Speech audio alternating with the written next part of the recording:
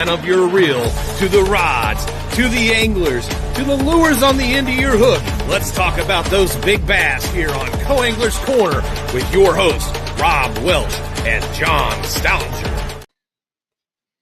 Good evening, everybody. This is John and Rob with Co-Angler's Corner. Good evening, Rob. Hey, how y'all are? How you doing, John? I'm doing great, thanks. All right. I'm very pleased with tonight's guest. I've known Tom for, 20 years or so. I don't know. Wow. Yeah.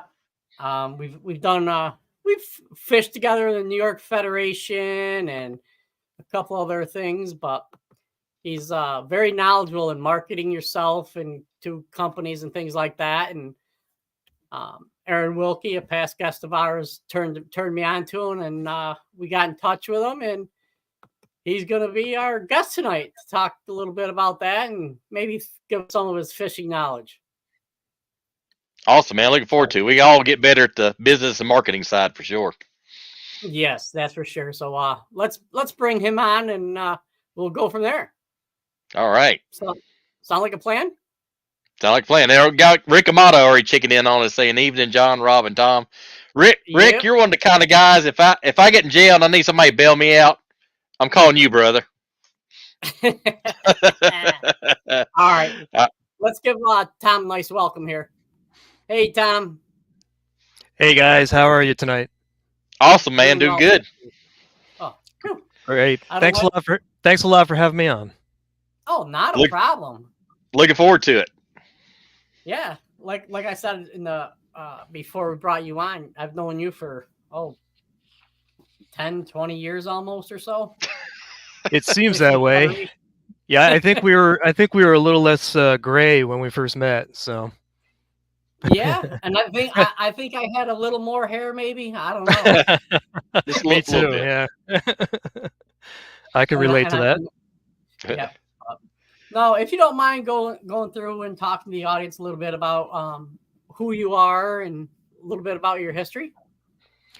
Sure. My name's Tom Presnell. I'm, I guess you would call the proprietor of Avid Angler Promotions, and I can be found at avidanglerpromotions.com.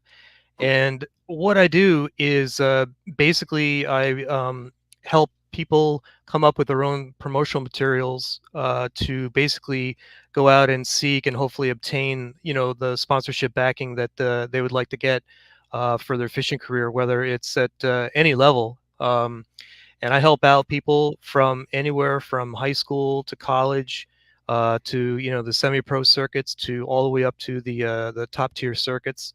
I've seen some of my now former clients move up the ranks and become I guess a lot bigger than me, and they kind of got their own they probably can afford to hire a whole company to to do their stuff for them now. But so basically what I do is I number one, I'm a tournament fisherman, and I have a lot of interaction with people in the business over the years, mostly the endemic stuff, and really kind of know what they're looking for as far as someone who would be a good advocate for their product or products or services.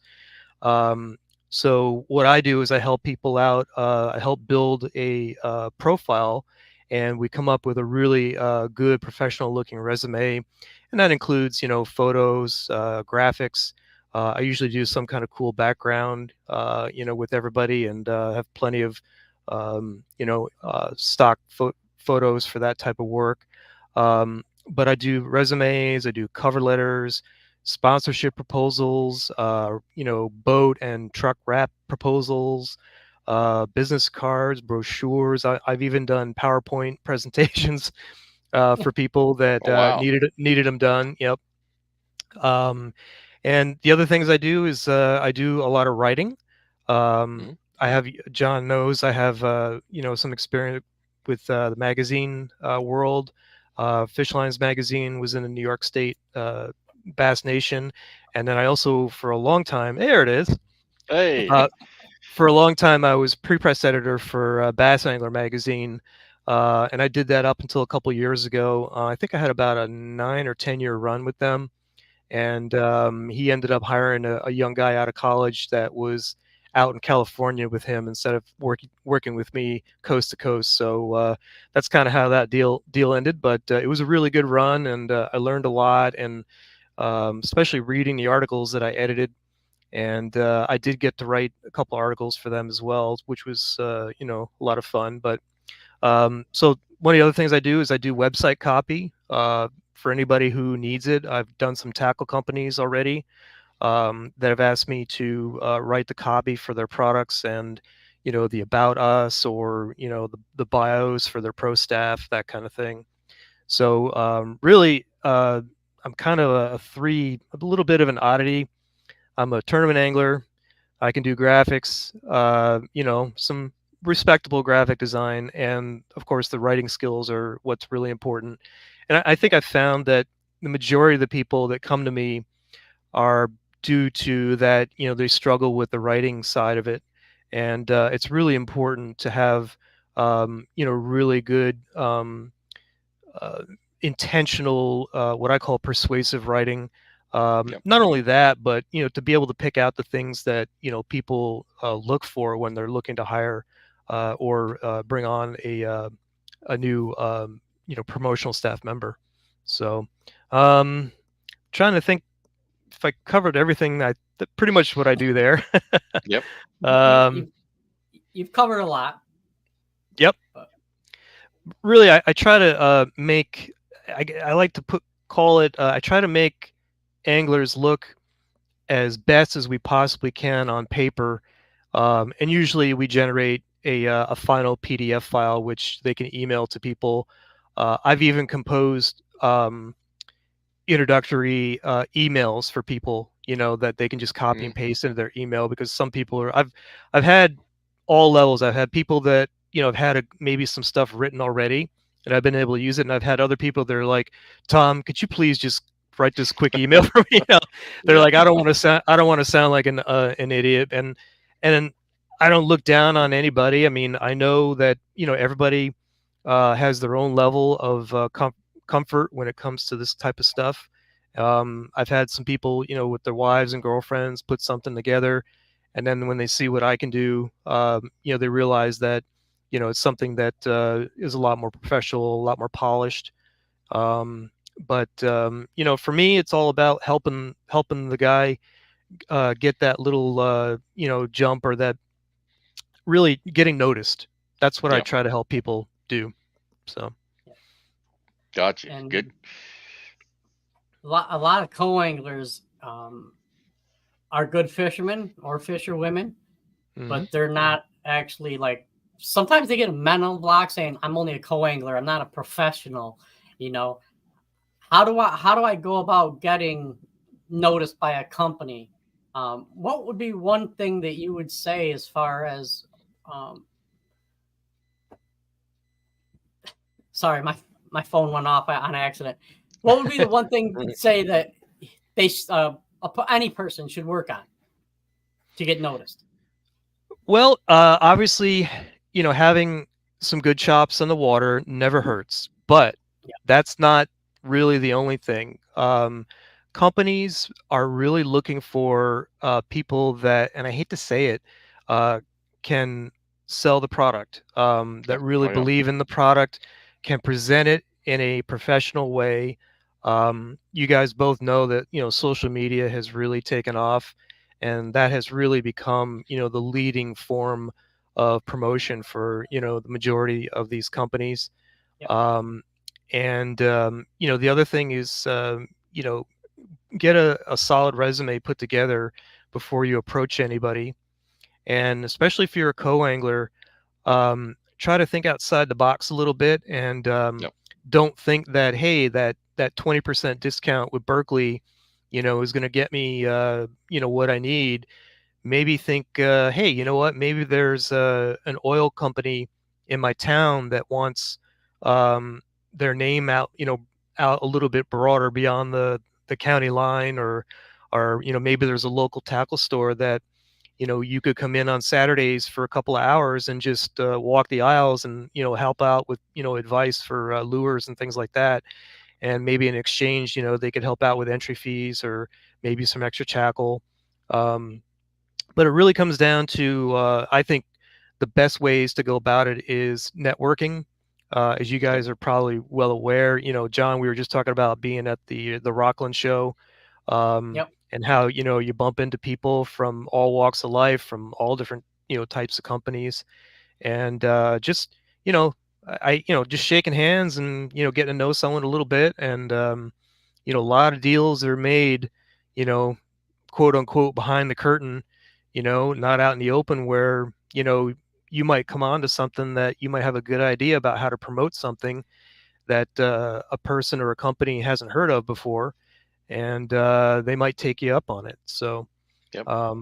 Exactly. that's one of the things I try to coach my clients. I'm a lot more than just a resume maker. I try to coach people along the way. I try to, give them advice, especially if they already have companies that are asking for their materials. I try to help them, basically piece everything together and how to present it. And I also think one of the best things to do is research a company before you approach them. Um, Make sure it is something that you could put your name behind. There's nothing worse than, John and I talked about this before we logged on, Yep. about, we both worked with a unnamed company that we both kind of lost faith in. And when you lose faith in them, it's really hard to promote them anymore. So my advice is, always find a company, and it doesn't have to be a tackle company or a fishing related company. It can be, maybe there's an insurance company out there who wants to sell more boat insurance, or Yep. maybe a garment company. I had one client that one of his main sponsors was a blue jeans company that was, Yep. sort of like a boutique type of blue Sure. jeans. Yep. Technology companies is another thing that, you'd be surprised that how much let's just say how little they get beyond like their little area, their local area. So that would be my advice, especially for co-angler. I would say pick small battles at first. Yep. And when you build a little bit of confidence, then just start, coming up and say, hey, well, I work with this company. I've done some good work with them. This is the type of work I do. I can come up with a list of ways that I can help you out. And Yep. I suggest that you do that before you even talk about what you want. Yep. Come up with a list of ideas and just say, hey, this is maybe something a little different than you've been approached, to do previously. And I would love to give it a try. In fact, let's see if I can garnish a little success for you before we even talk about, what you can do for me. Now, one of the things, John, I think I was eventually going to bring it up, but we might as well get it out there, because it's the elephant in the room is that the ROI, right? Yep. The return on investment. Yep. And you really need to prove yourself that you are worthy of what it is they're going to provide for you, whether it's cash or product or even a service.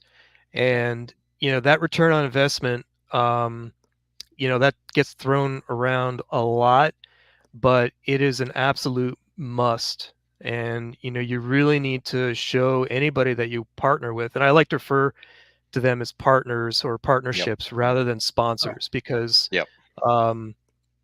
to me it has a little better connotation to it, Yeah. because you are actually partnering Yeah. with with a company, rather than just saying, hey, put your hand out, can I have this for just throwing my logo on my shirt? That's not a real sponsorship. I mean, you can go out and get that with just about any tackle company. They'll give you that 10-20% discount, and these kids are out there slinging around social media, and they're getting all this free marketing for pennies on the dollar. Yep. So, so I would really suggest, do your research, find a company or companies that you firmly believe in.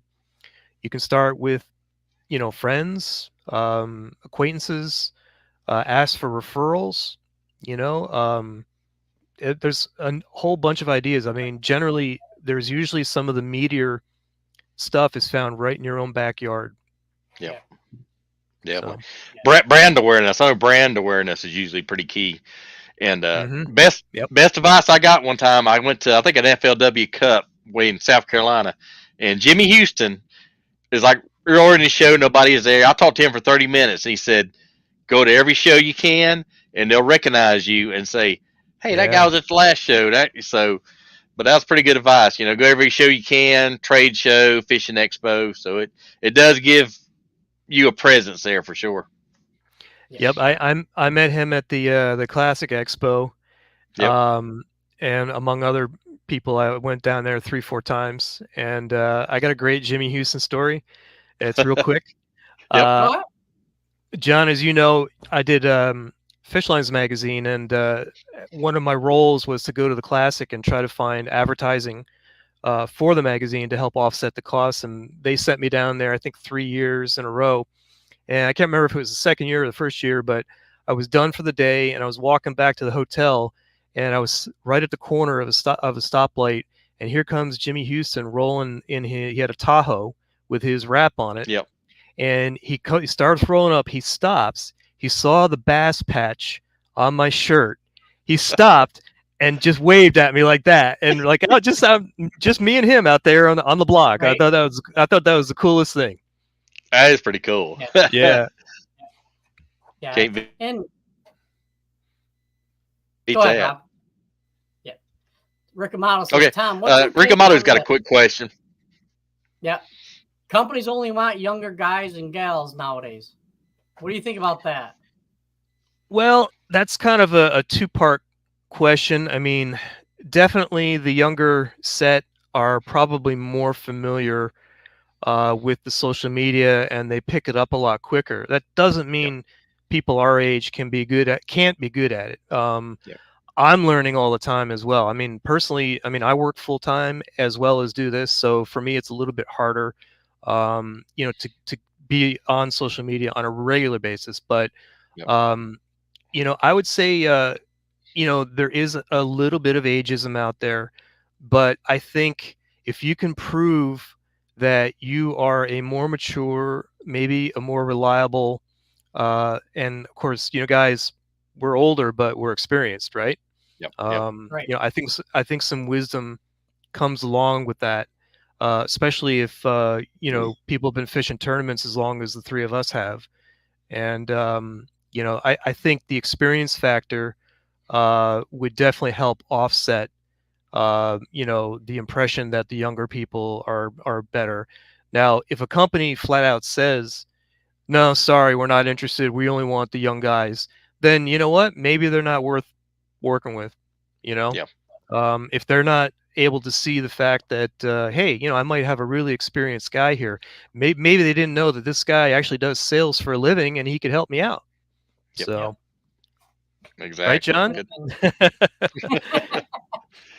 Yeah, I don't know anything you're talking about, Tom. Yeah. Tom and I both were in marketing and printing business for years, and so we kind of know a little bit about what he's talking about. And so, use my advice is use your experience.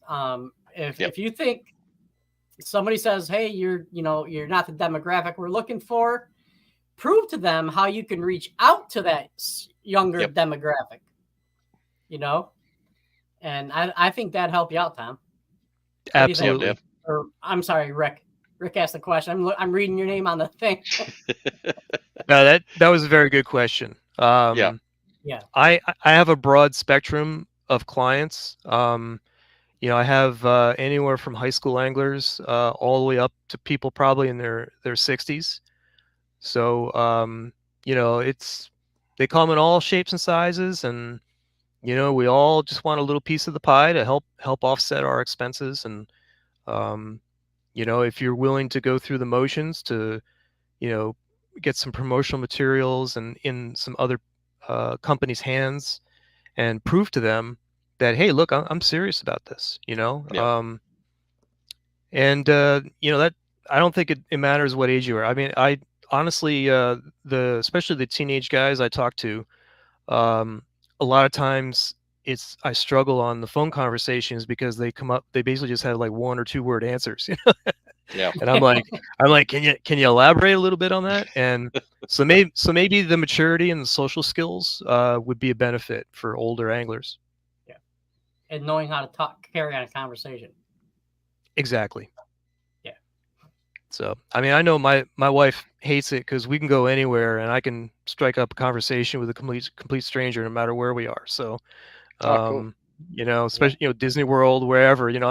I was talking to a little old lady on the bench while the parade was going on. She goes, "Did you know her?" And I go, "No." I was like, "No, she just seemed nice." Yeah, and if you're going to promote somebody, you have to be able to talk to people you don't know. Correct? Absolutely.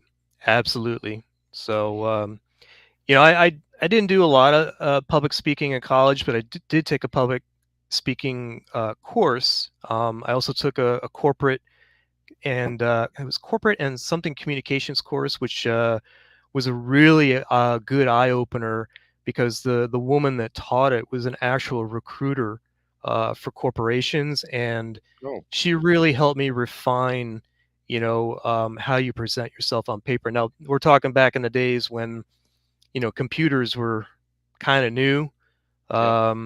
We maybe had like MS-DOS and like the little early Macintosh that you Yeah. had to put the floppy disk in to get them to boot up. Yep. Um, but for the most part, if you don't have any experience with that, that would also be helpful. On that kind of point, a lot of guys get up, like not every tournament tour has live mic weigh-ins, but if you do happen to partake in those, I always tell everybody, have something either funny or significant to say before you step up on that stage. Yeah. And it's not do something dumb just to get noticed. It's more think of a funny story, or share a little bit of information that you learn. I mean, everybody hears, well, the bite was real tough today. Yeah. Everybody's heard that one. Yeah. Or I had a great day today on the water, compared to practice. Everybody's heard that. But when you get up there, try to think of something unique. Try to something that sticks in people's minds and shows that you can get on the mic and hold yourself pretty well, and people will notice that. Oh yeah, definitely. That is true. And hard work, like at the shows and stuff. I know I've had a couple sponsors, hey, volunteer to go work at the show, even if it's for a day, but that means a lot. Show up and actually physically sell stuff to the public. That makes a big difference. Yeah. I mean, I know working trade shows, I mean, one of the hardest things that the very first time I ever worked one, be like G-Man. Yeah. There's only one of them now. I was just gonna say that's a tough one. Yeah. He's one of a kind. Yep. For sure. I've been fortunate to meet him, I think about 3 times, and the best time was at Bass University. I went to up in Boston several years back, and I've known Pete Glusick for a long time. Of course, he runs that with Mike Iconelli. Yep. And Gerald Swindle was there. John Cruz was there at that time. Fred Rambanis. Trying to think of who else was there, but Swindle was awesome because he came in and did his usual thing where you never know what you're going to get. Yeah. And he came in. He says, "Well, it was right after his brother passed away." And he had gone through a lot of soul searching. You could tell, it was weighing on him. And he showed up and he walks in. His first thing, he goes, I was here to do a lecture on junk fishing. He goes, but how many of you really want to know what it's like, what the mental side of, the high end tournament is like. And every single person in the whole room raised their hand, and he Yeah. completely switched gears and just did a fantastic talk about the mental side of competitive bass fishing. And it was one of the most extraordinary things I'd ever seen when it came to, oh gosh, what do you call those things? uh, I forgot. Impromptu, like an impromptu. No, it's not the word I'm looking for, and I get real tired at the end of the day, so I lose words. But Kind of like a clinic, or I know what you're talking about. yeah, clinic. There's another word for it, but Yeah. but that was really cool what he did. So Yeah. PMA, positive mental attitude. Yeah, I remember seeing that. yeah, he was a trip. Yeah, I actually fished with him on Toho at the Bass Open a few years back, and cool experience. He just had his boat. He just got with Phoenix, and his boat or truck wasn't wrapped. And it's funny, he jokes around. He picked up a spinning rod at Toho, which kind of blew me away. But it's funny though. I mean, he jokes around, talks, but when he's fishing, he gets real quiet, real serious, which I understand. Mm-hmm. But I had a good day with him. He was fun. He was a good day. Yeah, he's one of a kind for sure. So. Oh yeah. Anybody else have any questions out there? I have a statement and kind of a question as well. It's always easy, in my opinion, to reach out to somebody. When is it? Do you think people don't reach out enough, or they'll send one email out and say, okay, oh, they didn't contact me back in 3 weeks, they must not be interested? Should you keep contact them more than once? Because I know companies get hundreds of thousands of emails. They do. Yeah. Well, my answer to that is it is definitely okay to reach out more than one time. Now, 12 times might be overdoing it. Yeah. But, the key is to find a way to get noticed, or to actually have them open up that email. And, it can be right in the title of your email. And I have like a little write-up that I did. I helped out one of my professional anglers who was starting to run out of ideas for people to contact. He was just going to start cold contacting people. And so I kind of came up with a game plan for him and a little script to go by. And really, it's the whole lead, what they call the lead in, and the title in the thing, because they don't want it to look like, you don't want it to look like spam, and you also don't want it to look like, just another college kid looking for a deal. Right. But this guy is a legitimate. He gave up his full-time job to fish professionally. Slept out of a tent his first year on tour, and has continued, the quest to do it. And he's probably become one of my most successful stories when it comes to social media. When he first started, he didn't know much about it, and now he's like incredible on it, especially TikTok. But he and I came up with a little game plan about the emailing, and it can definitely benefit you. I wouldn't say, send an email, every single day for a week. I would say, send it once, maybe 3-4 days later, send a follow-up. And the key is to try to send it to an actual person. Maybe smaller companies might have, just a handful of people working in the office or what have you, or the warehouse, wherever it may be. And that, so there might be fewer eyes that see it compared to sending it to some gigantic company. And even the gigantic companies tend to have regional reps, and just getting your hands on their email can be pretty difficult. But I just had this happen to me with Seagar. I've been trying to get in with Seagar for years, and I didn't get a response, and I thought, filling out, Seagar is pretty lengthy process if anybody's ever tried it. their website, you have to be very, very thorough. You have to make sure you have all your materials ready to go. They require references. So I didn't hear back for 3 weeks, and I decided to cash in one of my contacts, who was actually a professional angler, and basically they said, well, because I knew they were with them, and they said, I know who, I know who's you should need to talk to. I just talked to them the other day. They gave me the okay for you to reach out to them. So it was really, really cool. They actually helped me go directly to the person that I needed to go to. Their pro staff was full. However, he said they could make me a VIP member, which still gives me a significant brand. You guys know how expensive cigar fluorocarbon is, and Oh yeah.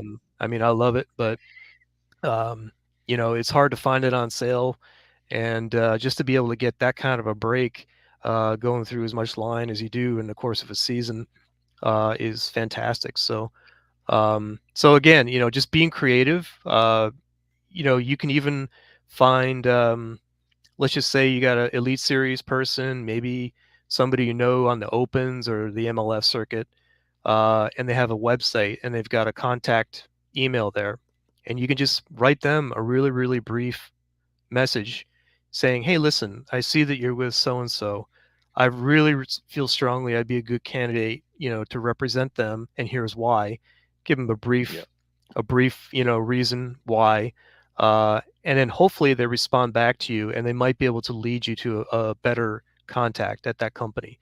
So it's really, you can kind of go around the corner, so to speak, by way of a bridge with a contact that you know. So hopefully that made sense. I hope I was able to kind of tie that all up and have it make sense. But you did. I appreciate it. Thank you, sir. Yeah, yeah. So John, what have you found over the course of barking Rugers?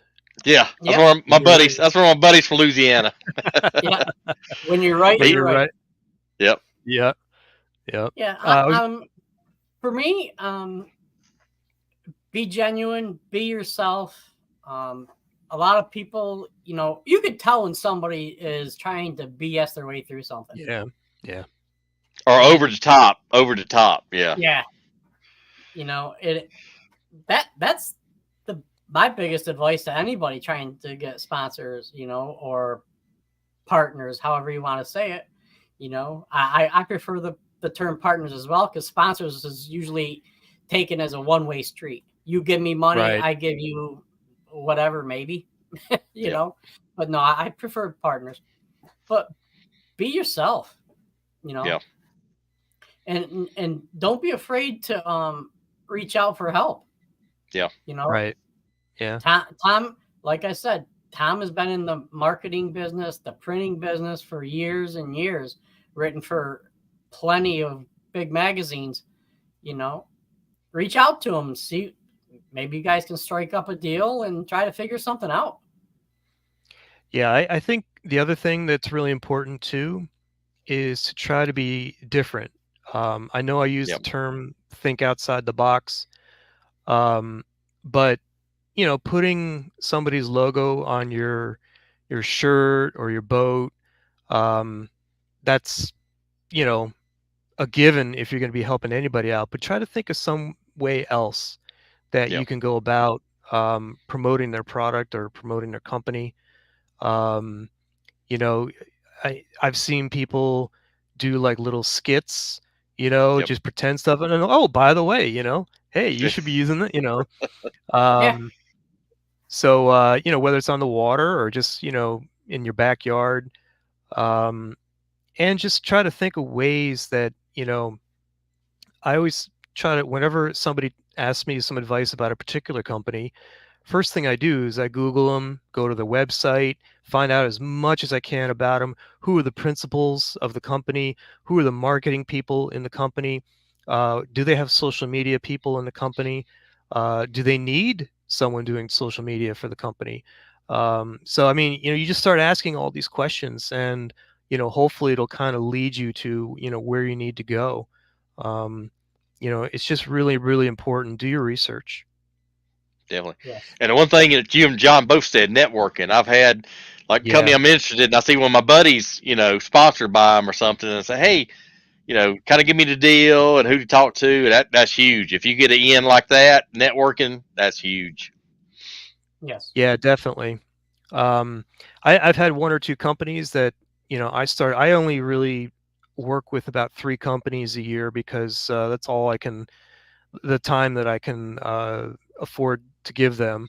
Working full time, fishing, a couple Yep. different circuits, family man, and I try to make sure that it's someone that I truly believe in, someone I want to maintain a relationship with, um, and really what you try to do.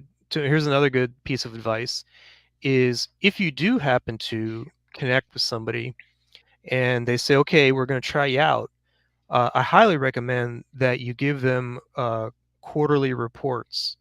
Yep. Basically, send them a follow-up email every quarter and say, okay, while I was doing, I was, fishing tournaments, I was able to speak, interact with this many people. I was able to do 4 quick videos, 60-second videos about your product. I was able to do, 10 Facebook posts and Instagram posts. So if you give them basically hard copy of the type of work that you're doing for them, that is showing that you're putting in the effort. There's nothing worse than being a quote unquote sponsor and feeling like nobody, someone who you helped out isn't doing anything for you. Yeah. Bottom line, as you guys probably well know, is generating sales. Yep. That's the bottom line. And you know, communication, like you're right, communication's mhm. key. Yep. Definitely. Yep. Yep. But generating sales and um, exposure Yep. are the two biggest things when it comes to representing a company. So Yeah.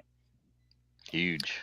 You, trying to think you, if there's anything else that we could add to that. I I mean, just wrote that.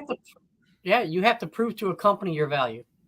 Yeah. Yes, very well put. Very well put. And the only other thing that I would add along to that is always, always, always remember it's about them. It's not Yep. about you. Yep. And find out what their needs are. Everybody knows what you want. Yeah. you, Yeah. you, Oh you, yeah. you want cash or you want product. Yep. So Yep. so find out what they want. That's probably one of the biggest obstacles. Um, and there'll be some companies that'll flat out tell you that, okay, for us to, and some people do use contracts and some don't. But if you do have a written contract, you definitely need to uphold your end of the bargain. Oh yeah. Yep. And I noticed too, especially younger guys, the smaller upstart companies is usually easier to get into, and seem like the smaller companies as they're growing, you kind of grow with them, and that's Yeah, always a strong relationship. Yeah. it is. And That's a really good point. The smaller companies, maybe a newer company, um, to grow with them. Um, I have a good example. A guy I helped out early on. I'm sorry to cut you off, John, but I'll just No, tell a you're you're good. quick story. One of the guys I started out with early on uh, struck up a deal with, oh gosh, I can't remember. They make rod and reels, yep, and they wouldn't give him any cash towards his, and he was fishing the opens, Bassmaster Opens, yep, and he finally, what he did was, well, tell you what, let me show you how I can prove myself for 2 years. And if I qualify for the MLF, back then, I remember what the top tier of the MLF was, or the elites, then I would like to have in the contract that I automatically get 10 grand towards my yep. entry fees.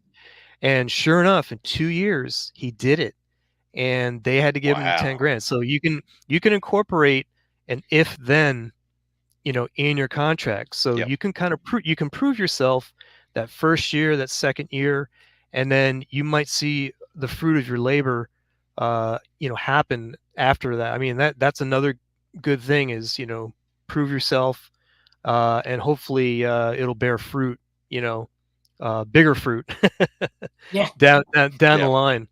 From So from a grape to a grapefruit. right. Yeah.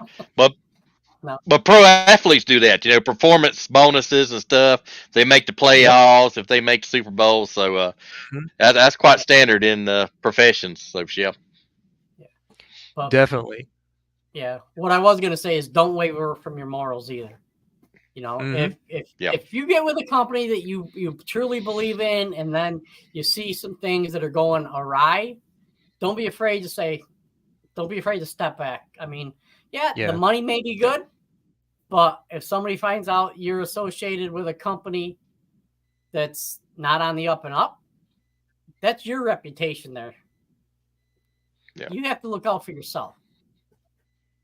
Yeah. Definitely. And the other related aspect of that is watch out for conflict of interest for between companies.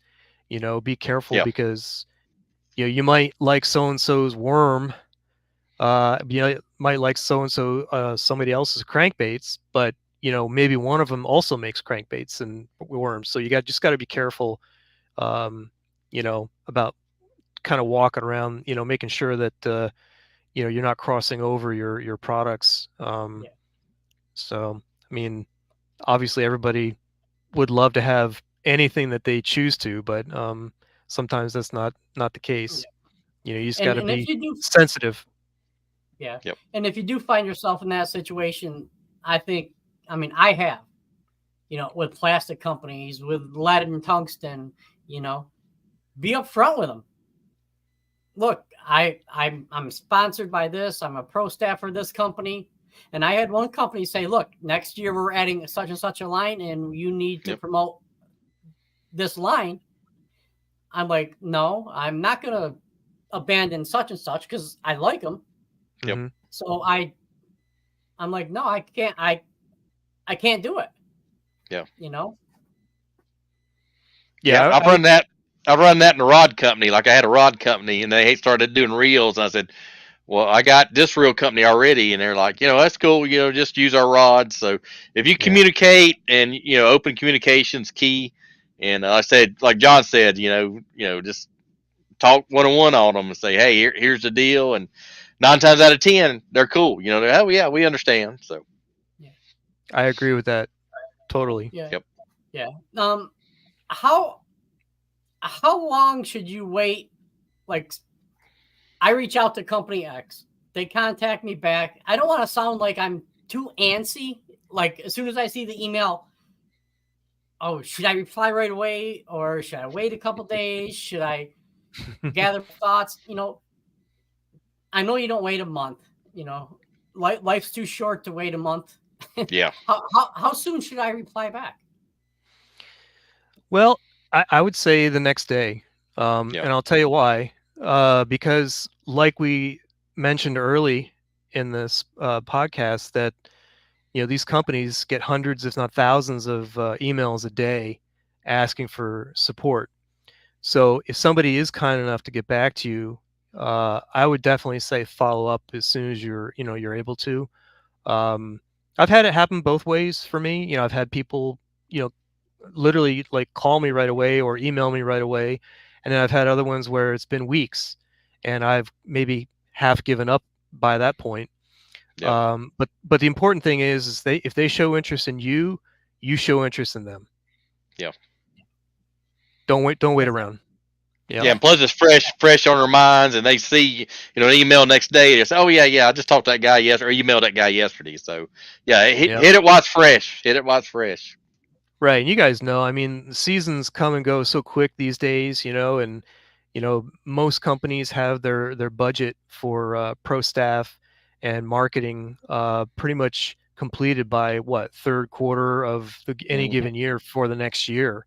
Yeah. So, really, you got to strike while the iron is hot. I'm not saying you can't get, backing after those, decisions have been made. I certainly work with plenty of people that have done it.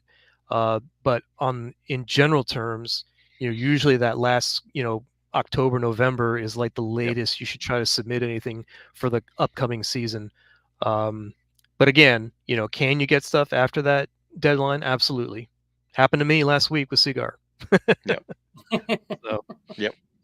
Well, Yeah. I know since last season, like you said, usually September, October, seemed like it went more December, January on some of mine. It was kind of weird. It seemed like it pushed it out a little bit further, but maybe it's just me.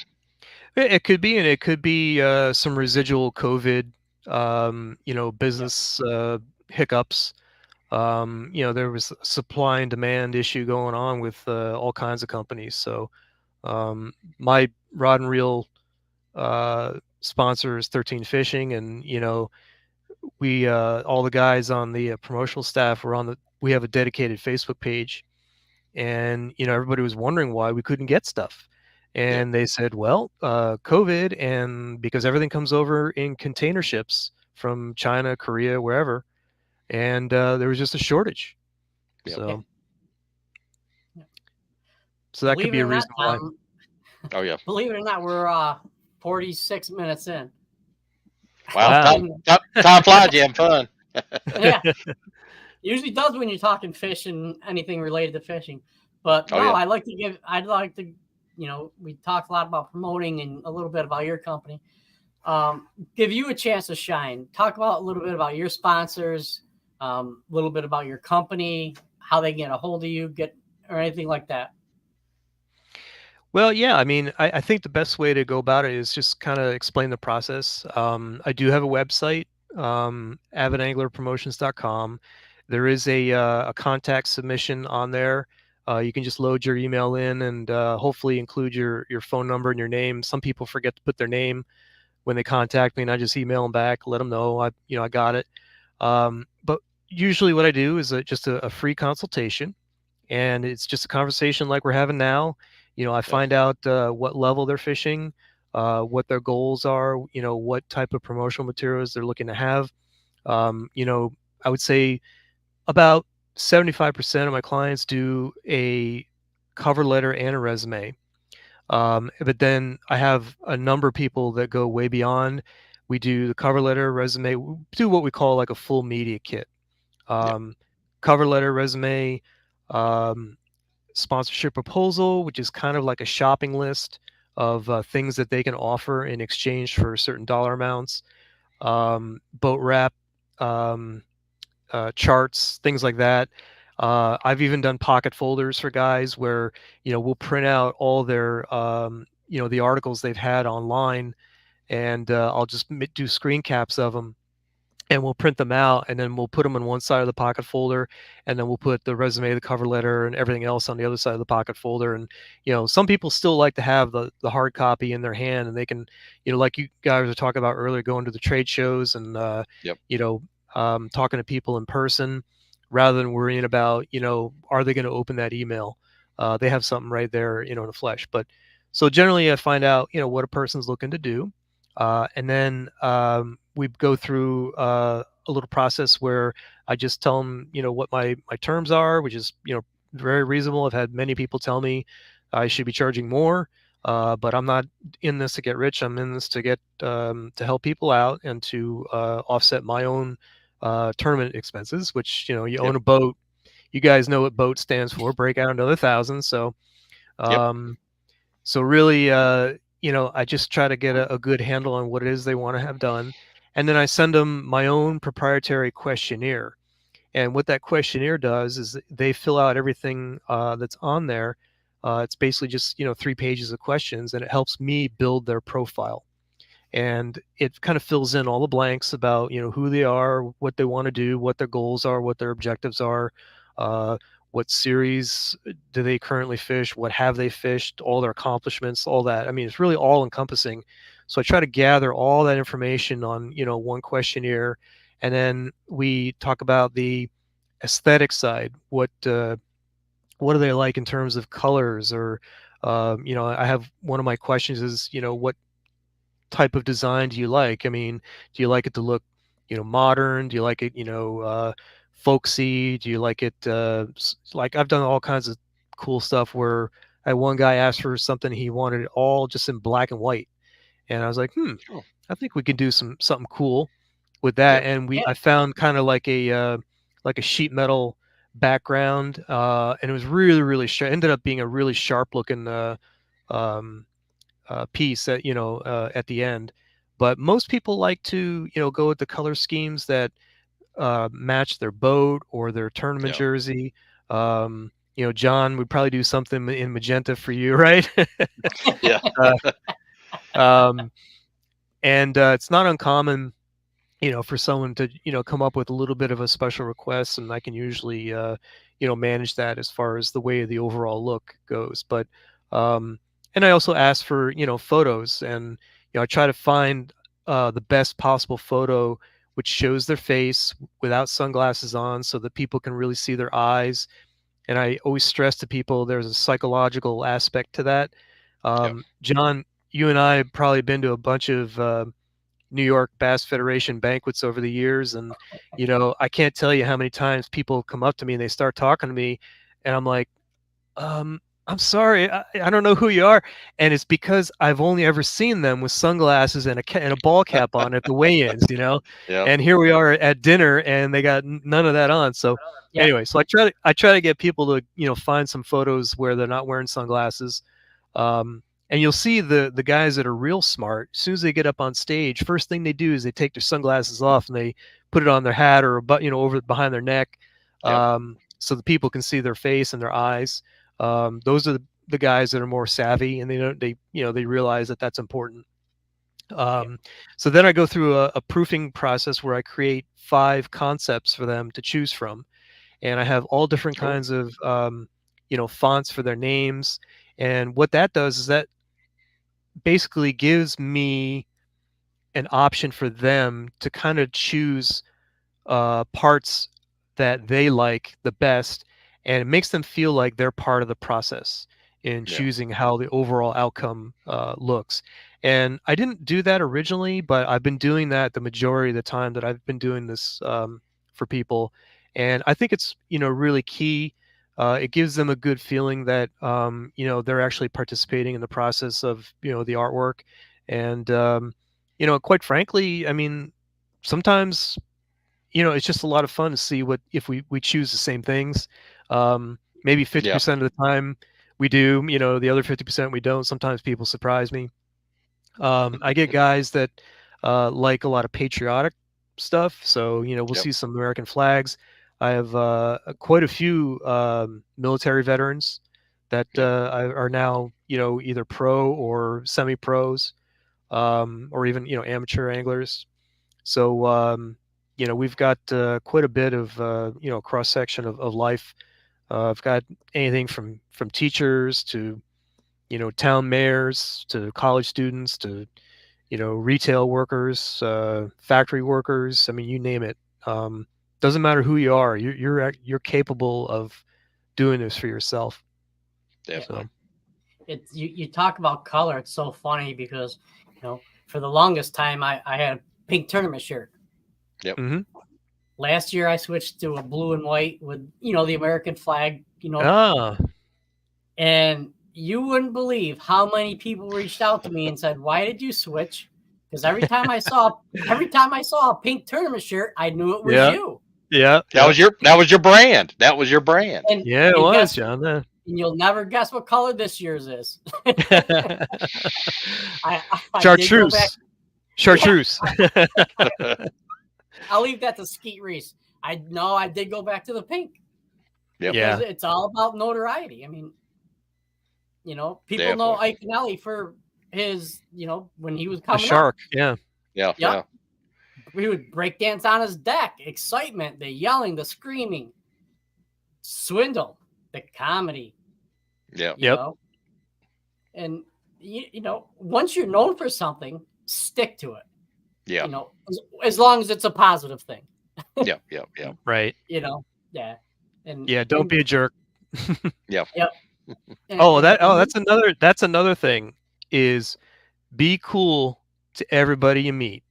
Yeah. At tournament, if you want to do this for a living or if you want to do this semi-professionally, be cool.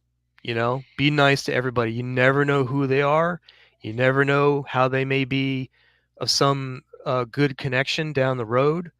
Yep. Gosh, I can't tell you how many times I've just looked in my phone list on my phone and been like, you know what? Maybe I should give so and so a call. I bet you they could help me out with this. And it's amazing how that connection, still all these years. You guys know how it's a giant fraternity. Yep. And I would say 99% of the time, everybody's willing to help everybody else out. I mean, nobody's gonna hand you one of their sponsors, but someone might be able to give you a good lead or a contact. But I also think your public perception is really key, especially when you start getting up into the higher ranks. And Yes. I think the way you treat people says a lot about who you are. Yep. And I mean, as I mentioned to you earlier, I'm the son of a preacher. My dad's a Methodist minister, and he always taught us growing up that treat people the way you want to be treated. Yep. Golden rule. Yep. Mm-hmm. Yep. Yeah, talking about that. Once in a while, I get a chance to talk to high schoolers, a high school team, and one thing I tell them, I say, guys, social media is great, but be careful what you post and what you put out there. Just be real careful on that, because there's some crazy stuff on TikTok and all, and they'll repost. I said, just think, would I want my mom or dad to see that, or my grandparents? Let that question go through your mind and say, okay, Not only that, but you got the trolls that are out Yep. there that can be really mean and nasty. Yep. And are the younger set, are they emotionally capable of separating that?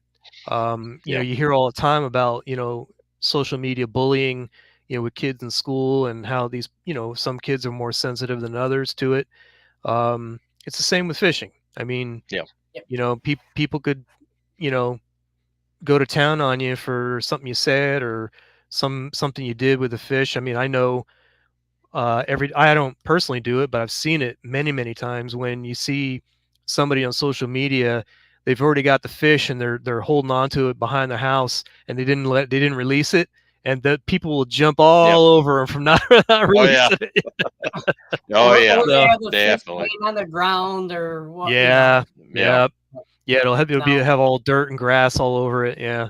Yep. So, or the classic is, well, you're holding it too close to the camera and all that. I was like, come on, guys, jeez. Yeah, but I like all those things you said, Rob. Yeah, you definitely got to be careful. Yeah. These days, I mean, it's so click. You do one click and it's on there, and I just tell them, hey, think for a minute, before you click that. So definitely. Yeah. Yep. Rick says, great advice, Tom. It does work. I'm old school. Be kind always. Great show, guys. Thank you very much, Rick. Yep. Thank you, Rick. Tom, I think you might know Rick. He's from Syracuse, Oneida Lake. He used to fish the Federation. Well, I know a lot of people over the years. Yep. I think I know his last name. I'm not going to say it, or did he post it? I didn't see. Oh, he posted it. Yeah. Yeah, he did. It's Rick Amato. Yeah, I do. I do know who that is. Yep. Yep. And one thing, I mean, I think I'm going to take you guys say 99% of all professional anglers fish at least one event as a co-angler. Yeah. Okay. All co-anglers have a bad experience at any time in their life. I don't care who you are, what you do. Do not throw that boater under the bus. Right. You can tell the whole story, the bad experience, but don't use the person's name, because you don't know if that person is the owner of this person who knows this person who does this, and this. Yeah. Next thing you know, you're done. Or related to somebody. Yeah, definitely. Yep. Yeah. So just be careful who you talk to and about what. And if you're going to throw somebody under the bus, make sure you're there with them, because you're going to hurt yourself in the long run. Yeah. I mean, I know it's a dumb dumb saying, but if you don't have anything good to say, don't say it. But and like you said though, you can relay the story. I've Yep. got a few. You Yep. know, I've fished with 3 of the Elite Series guys, 2 of which are not on the Elites anymore, but in opens, and you know, one of the 3 was not a very good experience. So, but did I learn? Sure. Yep. Was I limited to what I could do? Yeah. Yeah, So, it happens. yep. But talk real quick. Talking about your dad was your preacher's son. I got a really good friend down in Somerset. He's an evangelist. He preaches revivals, and part of his ministry, being a boater, is have his co-angler, and he'll minister to them, or kind of see where they're at. And he's helped a lot of people out. Great guy. Super nice guy. Yeah, that, I'm not super religious, but I have faith, Yep. and what I do believe that it can't hurt. Yep. It's a positive thing, no matter how you look at it. Obviously, you know some of the more cult like places are not great, but overall, having some faith can't hurt you, especially being a fisherman. And Oh yeah. they say the disciples were fishermen, weren't they, or something like that? So yeah. Oh yeah.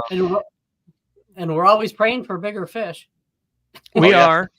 Yep. And safe returns too. Safe returns. So. Yeah. Yes. Or don't drop it on the way to the boat. Yeah. But that's one thing. That's one thing I like about tournaments. I mean, every tournament you go to, you pledge of allegiance, have a prayer before everybody launches out. So I think that's something that's kind of going away. Seems like it's missing anymore, but it's still there in tournaments. Yeah. Well, I know. I can tell you one story. One of those elite guys that I fished with in an open. I think I got on day 2. James Niggermeyer, who now is with MLF. Yep. He's a fairly religious guy, and he asked me. He goes, my co-angler yesterday was a little uncomfortable. He goes, but would you mind if we prayed together? And I go, heck yeah. Oh, yeah. I'm like, sure. I was like, every bit helps, And I got a 5.5 pounder that day, and you guys know, probably in the opens, you only the co-anglers are only allowed 3 fish limit. Yep. So when I caught that and he netted it, and he looks at me and he goes, "You know what that is, right?" And I go, "Yeah, I know what that is." He goes, "That's like having 2 fish for a co-angler." Oh yeah.